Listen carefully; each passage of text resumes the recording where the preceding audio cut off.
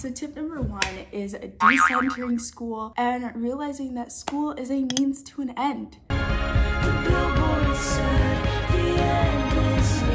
Sorry if I offended school. Wait, I can't offend school. School is an inanimate object. Hey! You have to think to yourself and ask yourself, what is your ultimate goal? What is your end goal? I know a lot of us don't enjoy school, and that's okay, but school is a stepping stone for you to do a lot of things in life. If you don't do well in school, it can prevent you from achieving your goals and prevent you from getting you to where you actually want to be. How bad do you want it? So how do we do that exactly? To do this, we need to know exactly where we want to be, visualize the steps to get there, break down those steps into daily habits. So it's a show? It's a lifestyle. It's a religion. And implement those habits into our life. So in tip number 1, we established that school is a means to an end. But to what end? You have to know where you want to go. Where you lead, I will follow. Don't worry, I got you in my next video. This can be a specific job, a specific career field, or even a specific dollar amount. Why are you boring me? I'm right. Now we have to visualize how to get there. Like with these? No, unfortunately, we cannot see into our futures like that, but we can plan on how to achieve our end goal. Wanna be your end game. It can all be broken down into yearly, monthly, and even daily goals. Goals! Actual goals. AF. And that's exactly what I want you to do for your goal. Once you've done this, you'll need to implement these habits into your routine. But start slow and small.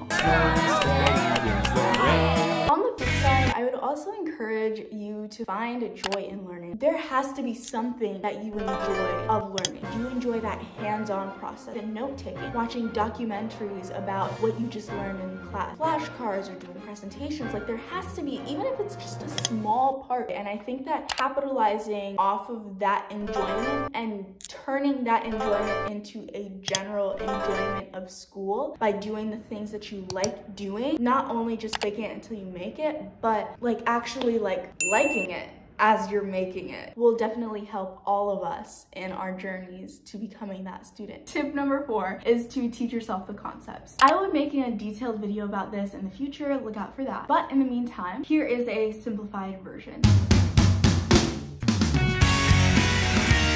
Step number 1 is to watch a basic outlining video. Step 2 is to write down all necessary information. And the next thing is to do some sort of active recall practice. Step 4 is to just repeat all of these steps, or step 1 to 3, for any other concept or any other topic or anything else that you're not familiar with and that is preventing you from being the student that you want to be. This is tip number 5, and it is to prioritize what you do well in and do well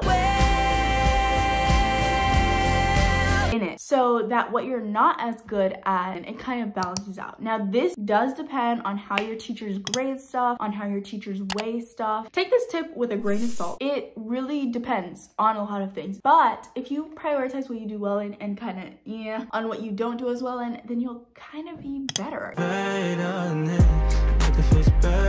than if you just tried to put all of your energy into fixing what you're not good in to the point where you're doing bad in the stuff that you actually know and do well in. So for instance, I do really good on homeworks, discussions, projects, presentations, any other thing other than the test, I excel in. So that if I don't do as hot in a quiz or a test, I still have a 97. So everything's good, right? I don't encourage this, actually. I encourage you to listen to all my other tips. But if all is well that ends well, you know, you need something to get you going.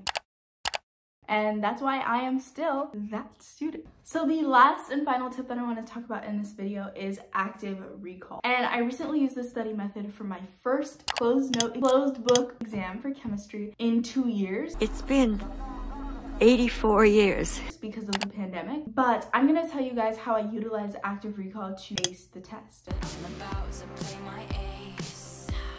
So the first thing I did was I did the review and past worksheets and past quizzes. And then I graded myself. Once you've figured out what you know and what you don't know, you need to fill in the gap. Then you repeat this process until you don't miss anything on the practice tests or practice quizzes that you give yourself. That student hack the system. So if you guys enjoyed that video, be sure to like, comment, and subscribe down below, and go watch this one if you want to.